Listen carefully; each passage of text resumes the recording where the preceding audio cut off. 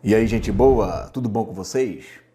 Bom, eu não sei se vocês já chegaram a ver um vídeo meu, acho que é de uns 2 anos atrás, que eu falei acerca de estudarmos, né, as outras religiões.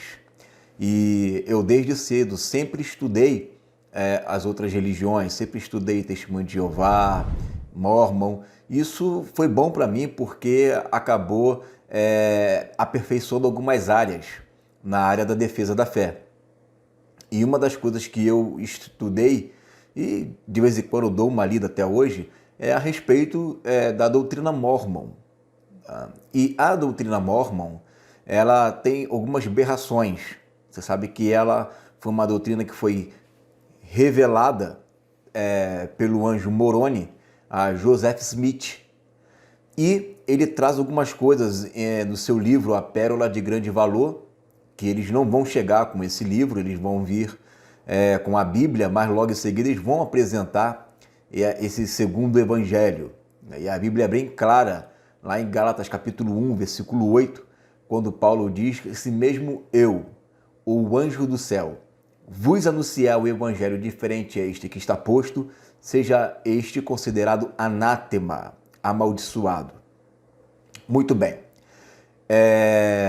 E uma das coisas que eu gosto de estar estudando é acerca das outras religiões, e eu fiz um curso pelo Instituto Cristão de Pesquisa, que é o curso de apologia, que é defesa da fé, é que você, ao mesmo tempo, você aprende um pouco mais da palavra.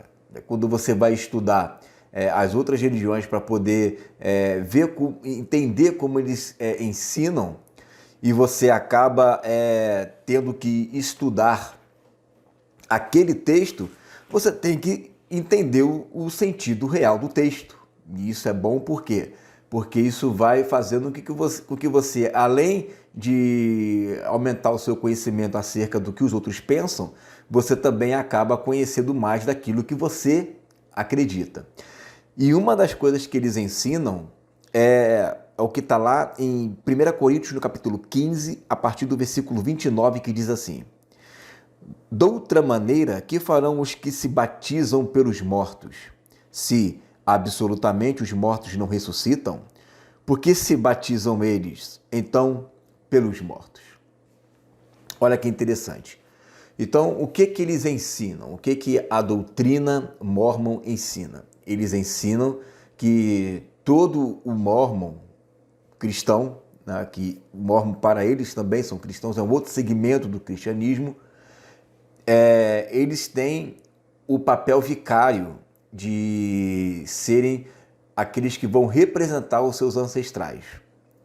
Então, por exemplo, vamos supor que eu morro hoje sem aceitar o evangelho ensinado a Joseph Smith e eu tenho um parente que ele é Mormon. O que ele vai fazer? Eu, ao morrer, eu vou para o mundo dos espíritos e lá eu fico aguardando, né, esse momento em que esse parente vai citar o meu nome na hora do batismo, porque como o batismo tem que ser em corpo, tem que ser algo corpóreo, logo eu, estando sem corpo, não posso me batizar. Então ele se batiza por mim. Ele se batiza por mim, esse batismo me alcança e eu lá tenho o livre-arbítrio se aceito esse batismo ou não nesse mundo dos espíritos. Caso eu venha a aceitar, futuramente eu vou ressuscitar com o meu corpo e vou me juntar, né, à minha esposa, aos meus ancestrais para estarmos num outro plano aí salvífico. Tá? Então, eles ensinam isso. Vão usar o texto que eu acabei de citar agora, né, de 1 Coríntios 15, 29. Vão citar lá o texto de Malaquias, que vai falar que eis que enviarei o profeta Elias, né, e ele converterá o coração dos pais aos filhos e os filhos aos pais. E essa conversão para eles é justamente isso. É fazer com que tanto os pais quanto os filhos, ou seja, os seus ancestrais, a sua família sanguínea, ela venha te representar para essas pessoas nesse plano espiritual a qual os mortos já estão. Agora você vê Que coisa de louco, né? E aí, tem um texto aqui que eu peguei do site deles, que olha que interessante. Ele coloca aqui assim: a doutrina de que os vivos podem ser batizados e realizar ordenanças pelos mortos vicariamente foi revelada novamente ao profeta Joseph Smith. Ele coloca aqui a referência, né? A referência é na escritura dele, né?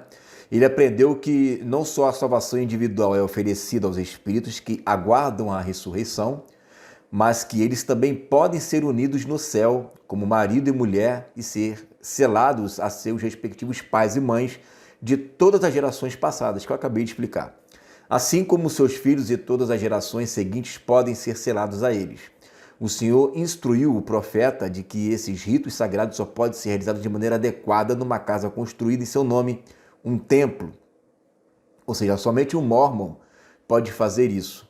Tá? Somente o mórmon tem essa prerrogativa de fazer essa ação, né? Esse trabalho aí vicário, né?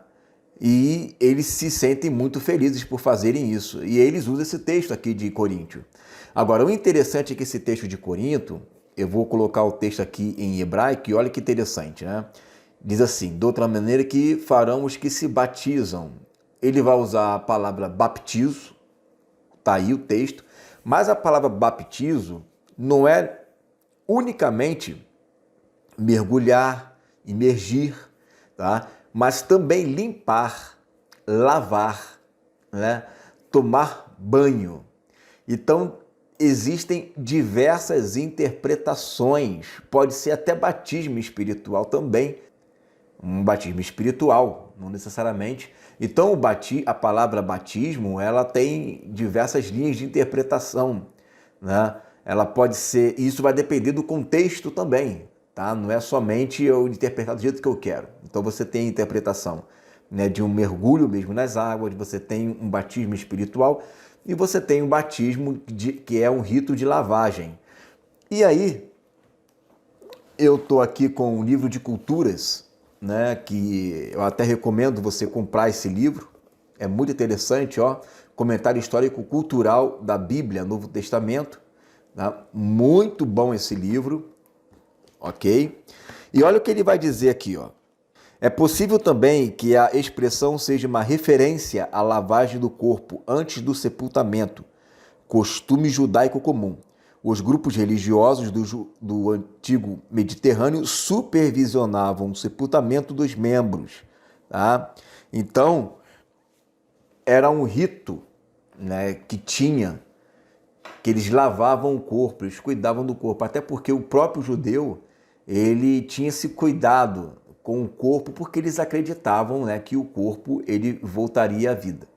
Tá? Então, esse texto aí, de maneira alguma, em hipótese alguma, ele está dizendo que os vivos estavam se batizando pelos mortos. O que Paulo está dizendo ali no versículo 29 é o seguinte: olha, por que vocês estão tendo esse cuidado do corpo de lavar esse cuidado todo de lavar o corpo, se não há ressurreição? Que validade tem isso? Não tem validade nenhuma.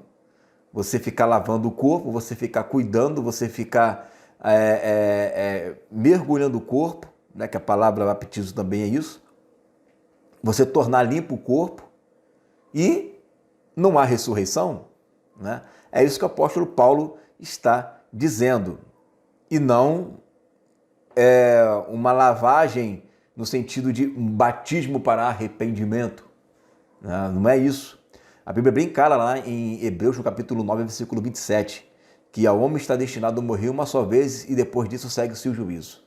Então, depois disso é o juízo, e não um período de hibernação no mundo espiritual para esperar que alguém venha recitar o meu nome para que eu venha, por intermédio da representação dele, ele batizar, né? E aí esse batismo me alcança e eu decido então a obedecer ou acreditar nessas revelações dadas a Joseph Smith. Não tem nada disso no Evangelho, mas infelizmente tem muitas pessoas, tem milhões e milhões de pessoas que acreditam nisso. Bom, fica com essa palavra, tá?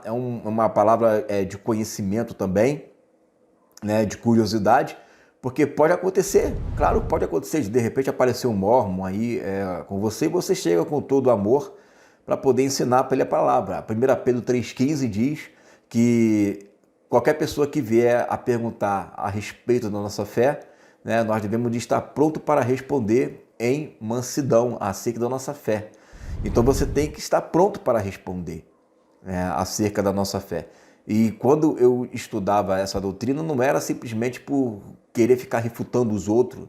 Muito pelo contrário, eu mesmo fazia papelzinho de evangelismo específico, né, para poder falar do amor de Jesus. Eu ia até aquelas pessoas para tentar arrebatar do fogo, como diz Judas, né? Arrebatar do fogo, né? E eles tentam me arrebatar para lá e eu arrebatar para cá, né? Mas isso aperfeiçoou o meu jeito de enxergar a Bíblia, porque esses pontos que eles usam me faz querer estudar e me faz querer conhecer mais da palavra. E assim vai acumulando um monte de informação que ajuda você a aperfeiçoar a sua fé.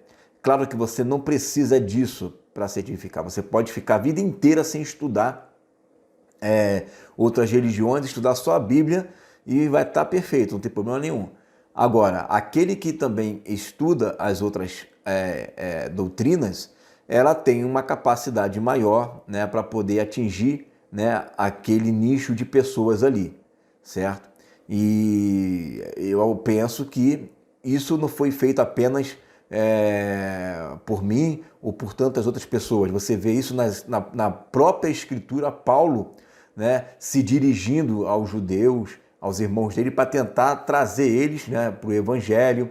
Você vê isso também, ele indo até aos países helênicos, ele conhecia bem a doutrina helênica, e ele cita lá os poetas, cita os deuses, então ele era um homem erudito. Então Deus trabalha cada um na sua capacidade, né, dentro do seu propósito. Então não basta a pessoa ficar ali, porque você vai estudar isso, não tem importância. Cada um com o seu dom, cada um com o seu chamado, cada um com a sua capacidade, né, e com o que Deus tem para a vida dele, né? Igual a parábola dos talentos lá de Mateus capítulo 25. Então deixa cada um no seu cada um. Você vê também na igreja primitiva, os bispos ali, eles combatendo ferozmente a doutrina gnóstica. Isso também está lá nas cartas de João, 1 João, 2 João. Então eles estudavam o que os outros ensinavam para poder defender a fé. E então surgiram lá atrás os primeiros apologistas da fé, tá? Que são chamados dos pais apologéticos.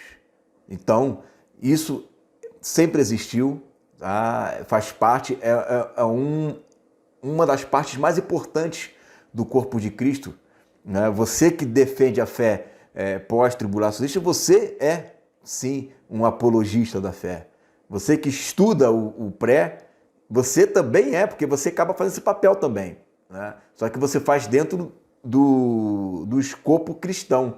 Mas tem pessoas que fazem isso fora desse escopo e vai estudando aí as outras religiões, certo? Então é isso, né? Só uma palavrinha aqui básica para você, para a gente poder estar vendo como que as outras religiões elas deturpam a palavra e você conheceu um pouquinho mais do mormonismo e acabou conhecendo também um pouquinho mais da palavra. Amém? Fique com essa palavra em nome de Jesus.